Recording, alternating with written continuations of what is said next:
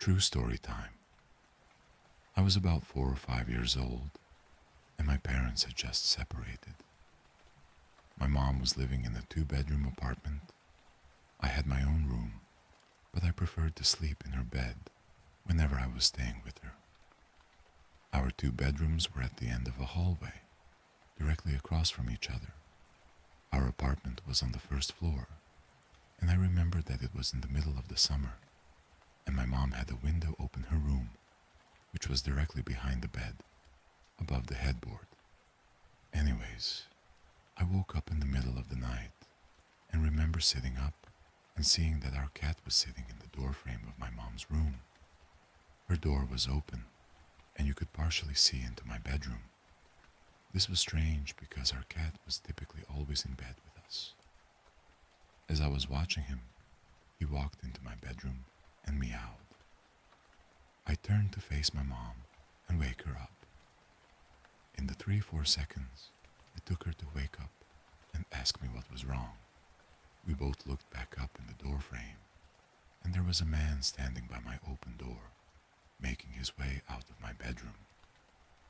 I still don't know how she managed to do it so quickly, but my mother proceeded to pick me up and literally throw me out of the screen window.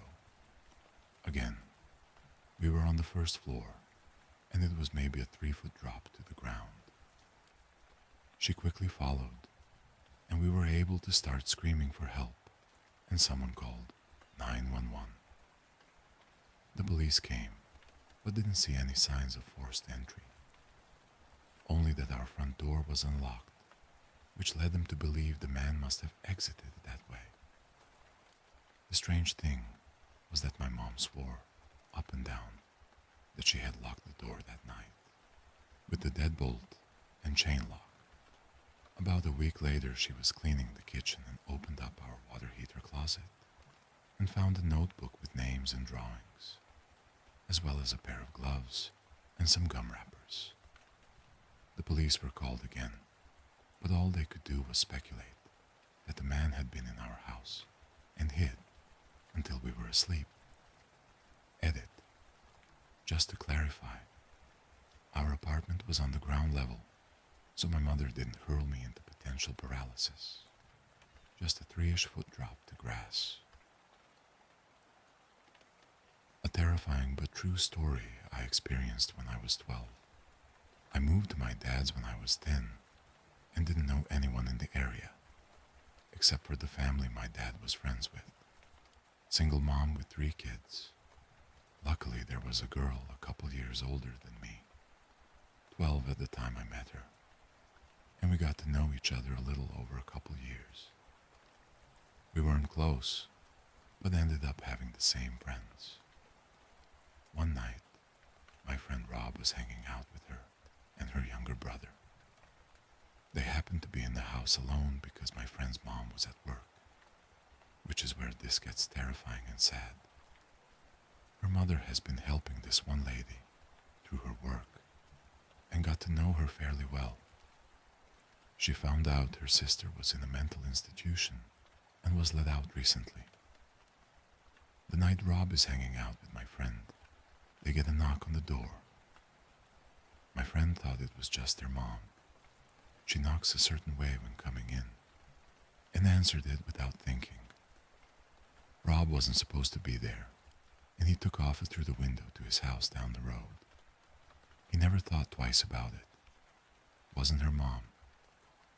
It was the sister of the lady her mom was helping, and she figured out through talking to her sister where her family lived and her mom's working schedule. She came in, and this is where I don't know details, and I'm glad I don't. My friend's younger brother got away to the neighbors to call the police. The lady brutally unalived my friend a week from Christmas, decapitated her, and left her body, naked in a bathtub, hid her head. They had to look through the presents, and I don't know where they found it, but they did. I wasn't allowed to go to her funeral. A terrifying but true story I experienced when I was 12. About 5 years ago, My mom started dating a guy she met on a dating site. That part is fine. I had recently started dating the woman who would later become my wife, and we had met online. I'll just refer to her as my wife for this story. Anyway, my wife and I never really liked this guy. We didn't think he was mean or anything like that, just a little creepy. He was quiet, he kept his eyes closed a lot, and occasionally said odd things, like offering my wife a chocolate, and then popping one in his mouth, closing his eyes, and moaning as he let it melt in his mouth. One time my wife and I were visiting my mom, but she got called into work, so we waited at her house. Her boyfriend was over, but he spent the entire several hours just hanging out in her bedroom with the door closed. Just before Christmas, my mom and this guy started having some difficulties. My wife and I were visiting her for the holidays, and she dropped all of her problems on us, and we listened carefully and told her our opinions and suggested that she would be better off without him.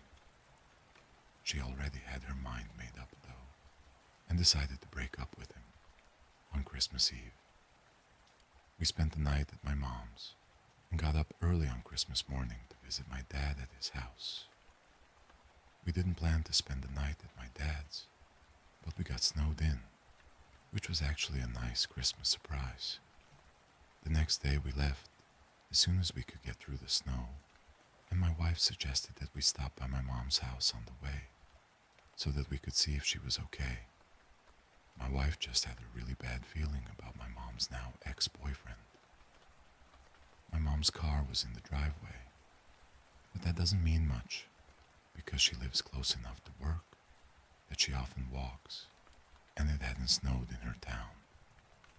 She also never locks her door, which drives me crazy, so we let ourselves in.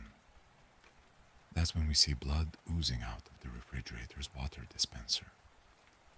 It had filled up the spill container and was leaking onto the floor and had made a puddle.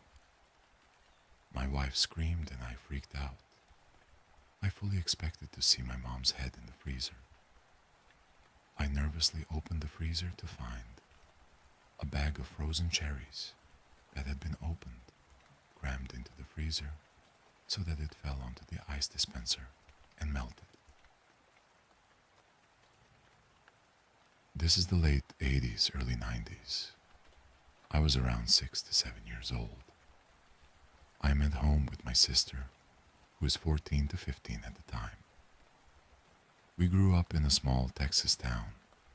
Everyone knows everybody.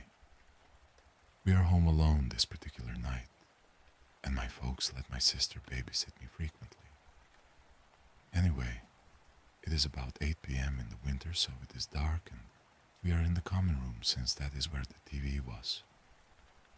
Watching 60 Minutes or 48 Hours or Hard Copy or some shit. Those 1-hour news pieces on CBS that chronicle large crimes in depth. Trafficking, murders, kidnappings and the like. Basically a gritty Lifetime special. This one was a typical story. Guy next door that was quiet went on a rampage in his next door neighbor's house, mutilating them and kidnapping their young daughter. Well, the thing about our house common room is the door leading to the backyard was a large glass door on a wall of floor-to-ceiling windows.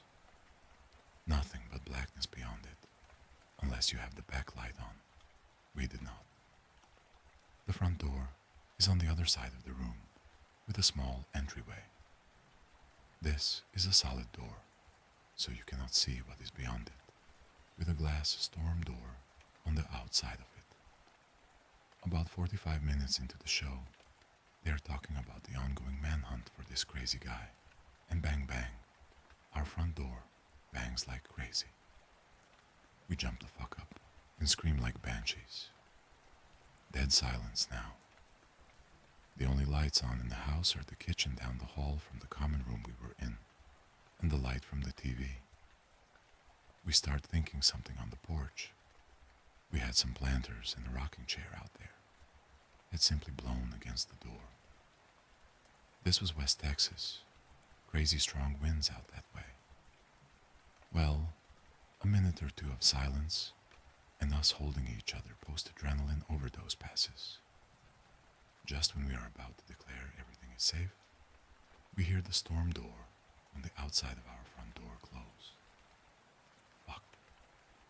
Someone had to have opened that door to be able to bang on the front door like that. Shit. We are both frozen in the middle of the room on the floor where we had been watching TV. My sister crawls over to the TV and turns it off. It was an old TV, so you had to turn that metal dial to switch it off, which it does with a mildly loud thunk. Now, it is just us, in a room dimly lit by the kitchen light down the hall. I do not remember how much time passed with my frozen, and my sister still crouched by the now off TV. But we kept making eye contact, then looking at the front door. I remember this part vividly. I'm on my knees, sitting on my feet, and I turn around to look at the back wall of windows and glass door. We hear, and I see the back door knob turn. It was locked on the knob, but not deadbolted. It rattled slightly, as if someone is gently trying the handle. Neither of us make a sound, just held breath. Then bam loud, as all hell, someone is trying to force the door open, just jerking it back and forth. The whole wall of windows is vibrating violently, and I can see with each jerk of the door how my slight reflection gets fuzzy, then clear, then fuzzy. My sister flips her shit and screams bloody murder. I'm still frozen on the floor. She gets up and basically drags me into her bedroom, slams the door, throws her mattress and anything she can in front of her door. Thankfully, she had remembered the phone, one of those ungodly heavy beige plastic long metal antenna portable phones. We still had to direct the dial the sheriff there, and in her panic didn't remember the number. She just hit redial on the phone. It was one of her friends, and she tells them in broken gasps that someone is trying to get into our house and needs to get there right fucking now. The profanity sticks out here more than anything else. Who knows? Young brain.